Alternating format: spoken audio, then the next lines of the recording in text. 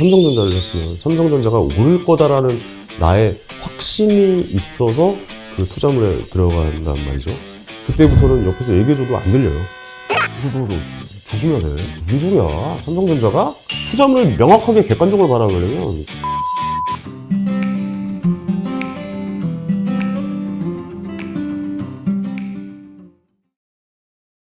결국 뭐 투자를 쉬면서 제대로 쉬면서 사실 이제 면밀히 검토를 사실 바라봐야 되는 부분 같은데,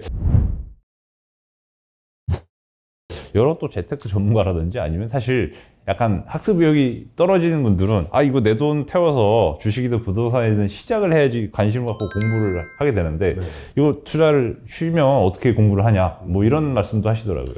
이게 제가 그래서 예전에 한번 해봤던 것 중에 직접 바로 뭐 소액을 넣고, 그러니까 업자분들은 그런 얘기 많이 하시죠. 이제 소액이라도 넣고 공부를 해라. 근데 뭐 일단 저는 그것도 돈이라고 생각이 들고, 소액이라면 뭐 한 100만 원, 200만 원 넣고 하는데 거기서 마이너스 30 나도 잠 안 와요. 예, 너무 열받고 잠도 안 오고. 그래서 더 이 투자의 굉장히 무시무시한 점을 제가 발견한 게, 그렇게 돈을 넣고 그 투자물을 바라보잖아요. 그러면 확증 편향이 생겨요. 그 투자물에 대해서 오를 것 같은 기사만 눈에 들어오기 시작한다는 거죠. 예. 그러니까 뭐 예를 들어 삼성전자를 샀으면 삼성전자가 오를 거다라는 나의 확신이 있어서 그 투자물에 들어간단 말이죠. 삼성전자 뭐 얼마 돌파, 자 10만 전자 가자. 9만 6천 원에 들어갔는데 지금 7만 원대로 꺾여버리는 이 상황이 올 수도 있는 거잖아요. 근데 이제 그때부터는 옆에서 얘기해줘도 안 들려요. 너 조심해야 돼. 약간 반도체 슈퍼사이클 뭐 지나간 걸 수도 있어. 근데 거기서 이제 그 사람들은 무슨 소리야? 삼성전자가? 삼성전자 무조건 10만 전자 가는.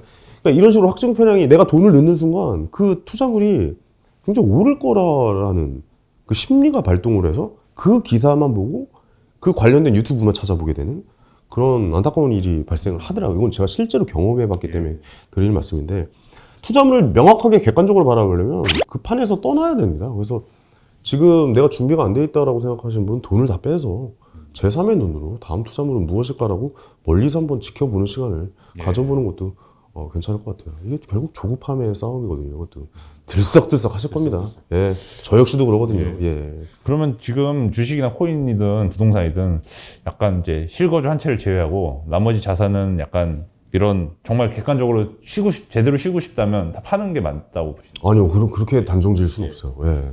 그거는 뭐 개인의 결정이고, 이거는 제가 하는 방법, 그러니까 제가 여태까지 투자했던 방법은 뭔가 누군가를 저같이 투자하시라고 이제 말씀드리는 건 절대 아니고, 돈에 대한 태도를 어떻게 할 것이냐에 대한 그 이야기이다 보니까, 지금 어떻게 하셔라, 다 팔아라, 뭐 지금 뭐 어떻게 지금 넣어라, 뭐 이런 개념의 문제는 아닌 것 같아요.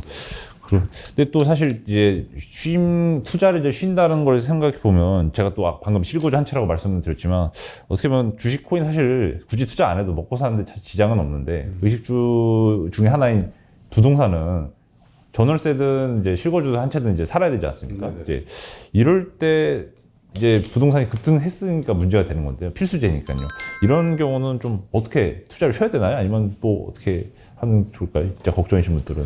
지금 현재 투자의 목적으로 부동산을 구입한다면 저는 자신 없어요. 저는 아마 그런 투자는 절대 안 할 것이고, 근데 제가 만약에 지금 현재 집이 없다라고 생각하고 실거주 한 채는 어떻게 보면 우리 가족이 편안하게 살 수 있는 곳이라는 인식이 있고, 그다음에 나도 그곳을 바탕으로 제대로 된 투자를 시작한다라는 그 밑바탕이 되는 아까 말씀하셨던 필수제잖아요. 집이라는 거예요. 그래서 저는 실거주는 일단 한 채를 가지고 계시다는 것은 투자의 첫걸음이다 라고 생각하고, 반드시 해야 되는 일이다.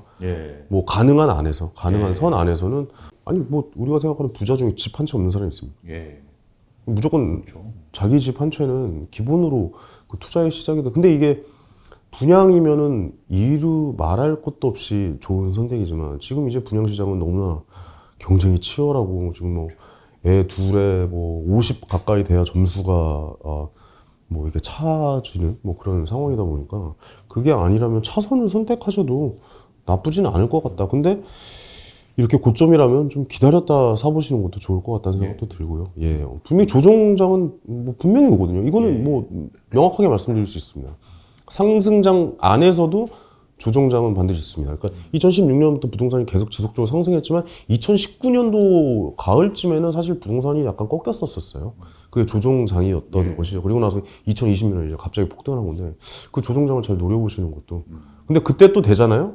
그러면 더 떨어질 것 같아요. 또 잠깐만 이 조정이야? 이게 어떻게? 아니야. 이게 폭락으로 가는 길인 것 같은데요. 또 폭락이 시작될 것 같고, 그러니까 지금 아파트를 못 사는 분은 솔직히 말씀드려서 앞으로도 사기 쉽지 않아요. 왜 더 떨어질 것 같거든요. 근데 또 오르면 또 오른다고 못 사고, 또 떨어지면 더 떨어질 것 같아서 못 사고, 그래서 이런 부분에 있어서는 결정을 내리셔야 된다. 예, 라고 좀 말씀드리고 싶네요. 바다인 줄 알았는데 지하실이 있고, 그쵸. 지하 2층이 있고. 땅을 파고 들어갈 수도 있어요. 예. 그게 참 무서운 것 같습니다. 그렇습니다. 이거 아무 예측의 영역이 아닙니다. 예. 이건 대응의 영역입니다. 예. 예. 노동 수입만으로 이제 절대 돈을 벌 수 없는 이제 시대인데요.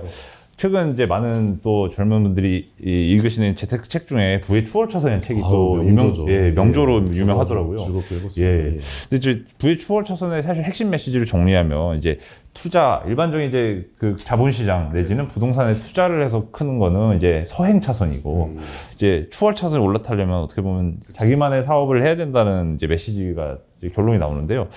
어떻게 보면 사실 많은 연예인분들이 방송을 접도 사실 개인적인 장사나 사업, 비즈니스 이런 거에 많이 관심을 하고 각을 가지시고 사실 사업 제안도 이제 여기저기서 사실 들어보시잖아요. 이런 거는 검토해 보신 적이 없나요? 나는 과연 뭘 잘할 수 있는지에 대해서 먼저 좀 생각을 해봐서 예. 사업이 나한테 맞다 싶으면은 사업을 하는 것도 뭐 당연히 그건 뭐 당연한 일이겠죠. 더 잘할 수 있는 부분을 대해서 도전을 한다는 건데 저는 개인적으로 저의 영역이 아닌 것 같아서 도전을 안 하고 있거든요. 그러니까 사업을 한다는 건 남에게 이제 편의를 제공을 해야 편의나 서비스를 제공해야 거기에서 이제 엄청난 부를 얻을 수 있는 거잖아요. 뭐 예를 들어서 아이폰을 만드는 것도 엄청난 편의를 제공해서 거기에 대한 이익을 가져가는 거고 페이스북 같은 경우도 이제 마찬가지고 근데 그 정도 사업을 할 나의 능력이 있나? 사실 돈을 제일 빨리 버는 법은 어떤 세상에 없는 편의성이 굉장히 높은 기술을 만들어내서 그걸 상장시키면 되거든요. 사실 그럼 그 제일 큰 돈이 될 수가 있잖아요. 근데 제가 그렇게까지 안 해도 그런 기업에 투자를 할 수도 있는 상황이고 그런 기술을 만들 수 있는 사람은 분명히 따로 존재를 하는 거죠. 그러니까 우리가 인정을 해야 되는 게 우리의 영역은 아닌 것 같다라는 생각이 들면은 깨끗하게 인정하고 그 부분에 대해서 그렇다면 다른 투자의 방법이 없을까라는 거에 대해서 고민을 해보시는 게 나을 것 같아요. 그러니까 그 안에서도 이제 뭐 엔젤 투자가 될 수도 있겠고 뭐 VC가 될 수도 있겠고 뭐 그래서 뭐 시리즈 A, B 막 이렇게 쭉 가잖아요. 그런 단계에서 투자할 수 있는 투자물들도 굉장히 많거든요. 그럼 그런 쪽을 우리가 잘할 수 있는 내용들을 한번 좀 선택을 해서 투자를 해보는 것도 좋은 방법이지 않을까. 근데 사업은 나의 영역은 아니다. 뭐 옛날에 말도 안 되는 사업 막 들이대고 그래가지고 뭐 치킨 사업 하자고 했는데 뭐 조사하면 닭 나와 뭐 이런 거라고.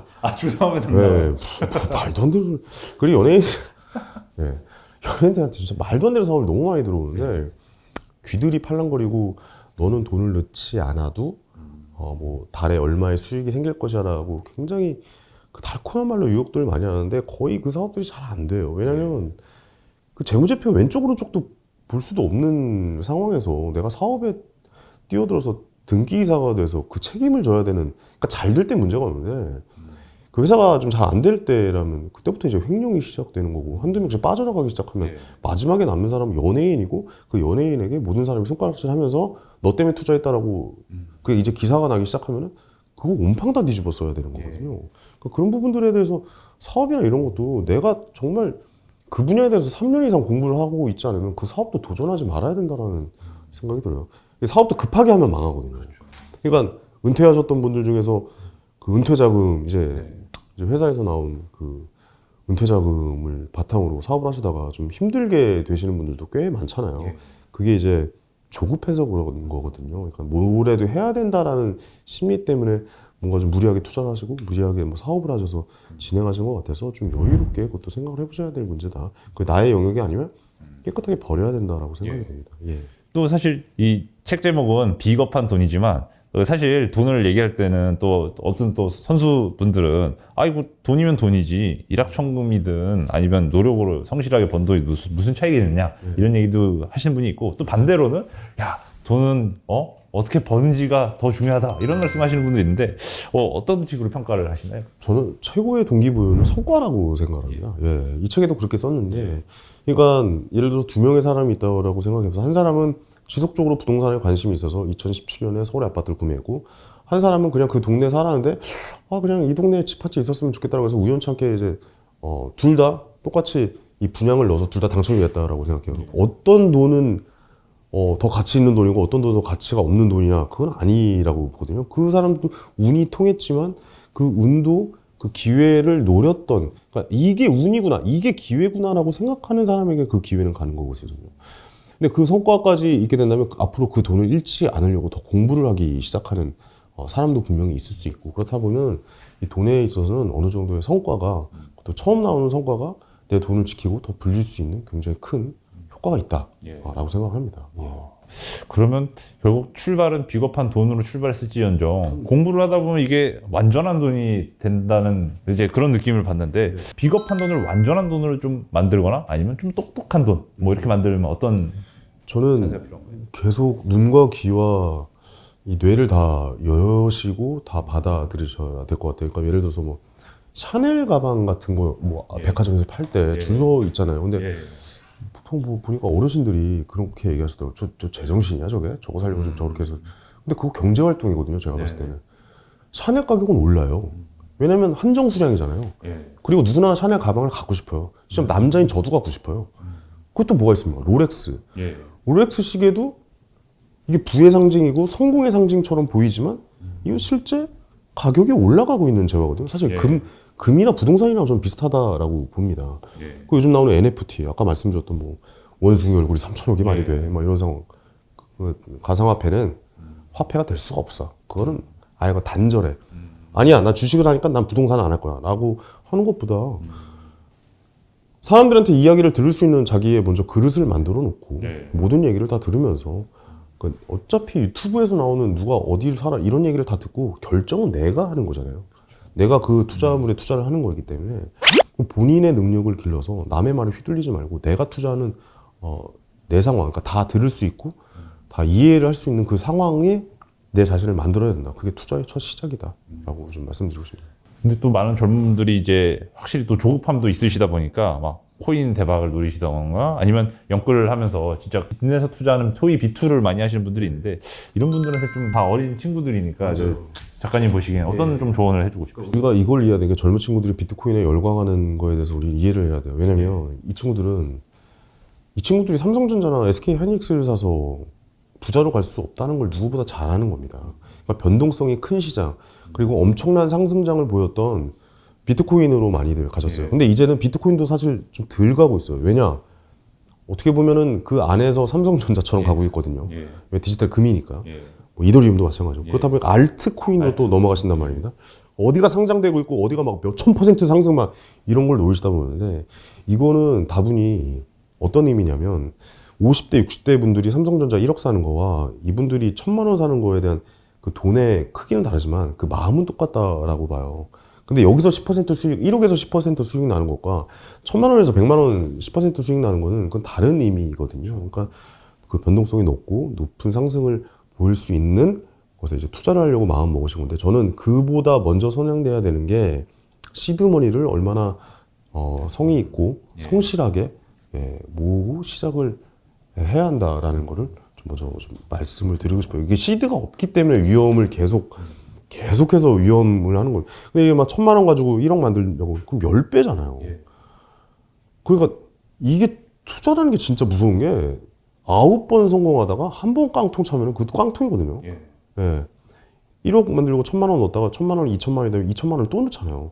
그 2,000만 원을 또 넣어서 4,000만 원이 될 수도 있겠지만 4,000만 원 이 0이 될 수도 있는 상황이 올 수도 있어요. 왜냐면 이런 위험한 코인은 사실 상장 폐지가 될 수도 있는 상황이다 보니까 아무래도 좀 시드를 튼튼하게 모아서 안전하게 칼을 갈아서 안전한 곳에 한 방에 깊숙이 찌르는 방법에 투자를 해보시는 게 어떨까라는 생각이 듭니다. 왜냐면 이거 없으면은 저도 그 기분 알아요.